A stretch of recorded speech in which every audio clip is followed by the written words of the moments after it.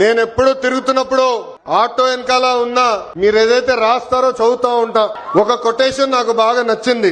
ఆ కొటేషన్ ఏంటంటే, వర్షం ఎలా పడుతుందని పిల్లలు అడిగినప్పుడు దేవుడు కురిపిస్తున్నారని చెప్పొద్దు, మనం ఒక్క మొక్క నాటితే ఒక్క నీటి బట్టు వర్షం ద్వారా వస్తుందని ఒక ఆటో డ్రైవర్ పెట్టుకున్నారు. అంటే ప్రకృతి పట్ల మనకున్న బాధ్యత ఆ ఆటో డ్రైవర్ ఈరోజు సమాజానికి నేర్పిస్తున్నారు. ఇంకొక ఆటో డ్రైవర్ కొటేషన్ చూసా, అందరూ బాగుండాలి, దాంట్లో నేను కూడా బాగుండాలని చెప్పారు.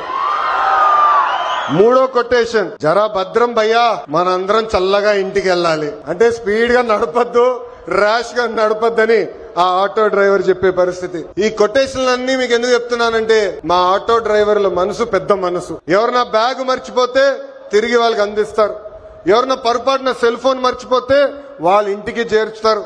అంతేకాదు, విలువైన వస్త్రాలు దొరికితే ఏకంగా మా పోలీస్ సోదరులు దగ్గరికెళ్లి డబ్బులో లేని వస్త్రాలు దొరికినాయి, ఇది మీరు జాగ్రత్త వాళ్ళకి చేర్చాలని చెప్పే పెద్ద మనసున్న వ్యక్తులు మా ఆటో డ్రైవర్లు.